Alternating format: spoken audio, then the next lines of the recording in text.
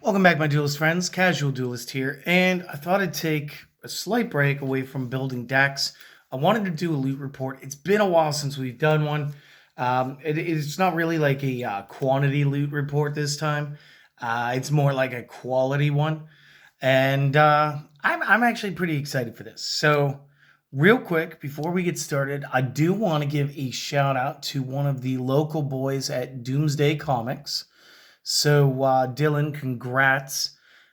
He bought a pack from, or one of those little boxes from the Ghosts from the Past 2 Second Haunting, and my guy literally pulled a $200 plus Dark Magician Girl Ghost.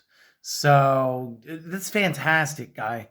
That said, I do have a hard sleeve when I get back up there. One of these hard cases that I always use for my stuff. I'll be giving you a couple of those just in case you pull anything like that again. This way, like, you just keep that stuff like super nice looking. Also to the Doomsday crew, specifically Pete, the owner, I do want to thank him. Again, I kind of showed this thing off already once because I was super excited about it, but like, let's show it off again. So he sold me this Thousand Eyes Restrict toy that's just been chilling out in the dungeon here lately. Now I don't have the batteries for this, but I guess like it would have like 2 noise settings. You got a little button up here. He's got some grabby claws. He's just really cool, and yeah, this makes me feel happy. So big shout out to him for, like, buying and selling like really cool vintage and retro toys and stuff. And if you guys are ever in like the Niles, Ohio area, maybe go check him out. Like, he's open towards the weekends. It's like, I think it's a Thursday, Friday, Saturday thing. So again, if you guys get a chance, go over there, check him out. He's awesome. He's also got like a little arcade built into his shop, so that's pretty neat too. But yeah, so there's that. Let's talk some loot, right? So one of the things that I got, and I actually showed this off yesterday, was I picked up that Chaos Emperor Dragon Envoy the End, and I told you guys he would make his way to the hard case. And again, this is the misprint from the Lost Millennium Special Edition. And again, the big misprint here is not up here. It's nothing to do with the foil. What it is you need to come down into the actual text. You find where it talks about inflicting damage to your opponent. And then just real quick, somebody did not have spell check at Konami, or maybe this was Upper Deck at the time. And Yoru opponent. So that's pretty fantastic. Again, I don't think the card's worth like a terrible, like a large amount of money.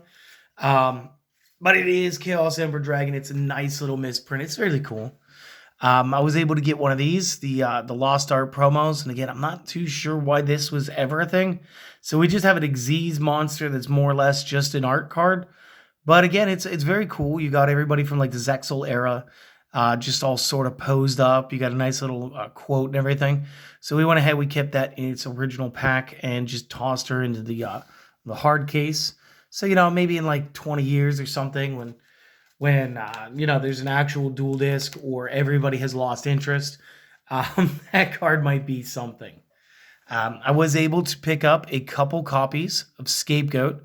And again, that's not the big deal. The big deal here is these are SDJs. So Starter Deck Joey is like pretty old. This is the first print run of the Scapegoat. And these two weren't too bad. They have some slight damage to them. But again, when you're dealing with a card of this age, obviously first edition would have been better than the unlimited runs that we have here. But again, they look great, and they're going to be a good addition to the collection. Speaking of other old cards that are really cool, I do feature Gladiator Beasts on the channel from time to time. So we did have to get out the Gladiator's Assault First Ed Test Tiger. Again, just looking brand new, looking perfect. Actually, this one was one of the better condition cards I ran across during the last like month and a half, 2 months. So again, very cool. And then on the reverse, we have a nice, and again, based on the time, this is LOB, so this is early 2002, Mystical Elf. And again, first edition would have been better, but hey, it is a super rare Mystical Elf. I don't know how often you're going to see that anymore. So it's just really cool to see like the original print run of that. Another cool card that we got from the original print run. And this one's a little nicked up around the corners. I'm sure you guys have already seen this like right up top here. But this is an original Toon World from Magic Ruler. And I say Magic Ruler because it is the MRL. It's not the SRL Spell Ruler. It is still labeled as being a Magic card, not a Spell card. And it's just the original Toon World. Again, it's unlimited print run, but again, it's like 2002. This is pretty cool to have. And on the opposite side, we have a Legacy of Darkness Spear Dragon. Again, pretty cool condition, pretty nice. Just kind of iconic if you guys were into like Seto Kaiba's cards and stuff, because he had a lot of sweet dragons, because why wouldn't you? Seriously, if you have all that money. Then we do have some spells. We do have limiter removal here. So we got the original Pharaoh's Servant PSVs. Very nice, very good condition. And on the other side, we actually have the Hobby League. It's like a prismatic ultra, and this is the only time you guys are gonna see me do this. But just so I don't know how many of you have seen a card like this before, but it looks like the old video game promos, and it reminds me of the new Prismatic Secrets with the way that the foil gets hashed across. You used to have to win like locals and stuff at OTSs to win these. I used to have way more than this. I think I'm down to this and a couple of Six Samurai Zanjis. And I do believe that I play the one Zanji. But again, it's cool that I have the Hobby League. I think it's cooler that we still have a PSV Pharaoh's Servant going on. Next up, we got a couple Ultimates. So we got Braun the Mad King, which is awesome because, again, this was Elemental Energy. And this was their first print run. Obviously, this would have been way cooler, the first edition. But this is timely. I don't know how I got this. It was almost a song and a dance type trade. The guy he didn't value it, which is crazy, especially with the Dark World deck having just come out.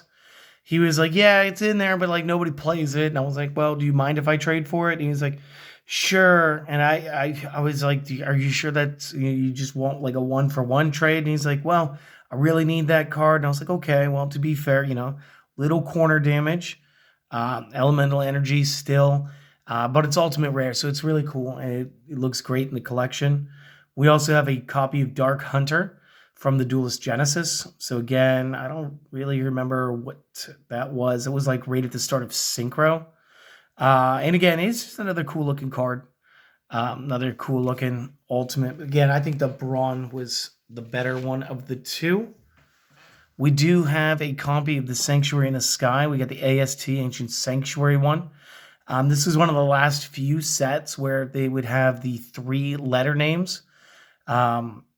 Because soon after that, they started going to 4 letters. I want to say this is where the Monarchs started coming out. I want to say we got Zaborg, the Thunder Monarch, in and around this time period. Because this was right as like Zaborg and Mobius, I think, were like the first 2. They were really good. And Monarch decks were starting to take over the game. But again, this is used for like counter fairies and stuff like that. It's just cool to have. Plus, it is the original. We do have this mispunched Berserker of the Tenyi. And I wish I had pulled out the normal copy too, but the name is actually punched up and over from where it's supposed to be. So not exactly the biggest misprint in the world, but definitely cool enough to add to the collection. And then this next one, guys, you got to forgive me. Every now and again, I do collect the non-Yu-Gi-Ohs. So let's talk about one of the things I always wanted from my childhood that I never had the juice to pull off back then. Can we talk about base set Blastoise? Like, for real, for real? You're going to have to give up something for some of the dots and stuff on the card. Some of that is the sleeve. Some of that is the card. This card is from like 1998, 99. So it's even older than Yu-Gi-Oh! It is from the first set. Obviously, it's not first edition, but it's still Blastoise in a very playable, very nice looking condition. And like, I don't know if you guys played the video game, the Pokemon TCG video game for like Game Boy and Color. But there was like this really great build that you could do with this. I made my friend play it at his locals because Toys R Us used to do the Pokemon League stuff back then, and he wanted to win. He wanted to win. He wasn't able to win. He asked me, and this was like what really started off my career is playing games. I was just trying to figure out how to outsmart things. So what we did was, I think the trainer card was Pokemon Breeder. It let you go from a base to a stage 2 like this, while skipping over the middle form. So you played like it was like 4 Squirtles, 4 Blastoise, a boatload of energies. You played like 4 Bill, 4 Professor Oak. This way you got your draw 2 or draw hand, draw 7s. Um, and then you played that. So this way you could just activate the trainer. Boom, here's the Blastoise. The skill Rain Dance here allowed you to play as many water energies to him as you wanted. Then you look at his Hydro Pump move. It's like 40 plus 10 damage for every water energy attached that was not used to pay for the attack. And then extra energy after the second one doesn't count. So you give him 5 water energies so that you're dealing 60 damage a turn. And then if you were going up against the fabled Charizard of the base set with his full 120 hit points, one of only 2 cards at that level, it was him and Chansey. What you would do is he was weak to water, so damage was double. So your 60 was 120. You were able to essentially immediately turn Blastoise into an OTK wipeout machine as you just start spewing Hydro Pumps everywhere on the field. I mean, it was a cool deck, and I'm super stoked to have this in my collection now. And yeah, so this is the loot report. Hopefully there was something that you guys thought was cool. I want to know what you guys think is the coolest card in here. Heads up, it's probably the Blastoise. And guys, do me a favor. Don't do any of the things today. Just do the one thing. Do the thing where you have a wonderful day. Enjoy the rest of your day. I mean, what was today? Today was like Wednesday or something. I'm pre-taping. And I've already lost track because I'm a goof and I keep getting pulled to go do other things in the in-between. And you'd think I would just make up a note card, right? But well, I hope that you guys enjoyed it. I hope to see you guys again next time. We do have a deck coming up this week. It is going to be a Valkyrie deck. We've actually got like the whole base of every Valkyrie card sitting here on the table already. And it's mostly because we just obtained the newest one, Sigrun, from the Toon Chaos. I did find a player to trade it to me. I did not want to include that in on the loot report because it's not one that's going to get put away. It's one that we're going to play. So hopefully we'll get that down to you guys. We got another rant coming up this weekend. We get some fun stuff. Hope that you guys keep enjoying, all right? Until next time, you guys have a great day. Peace.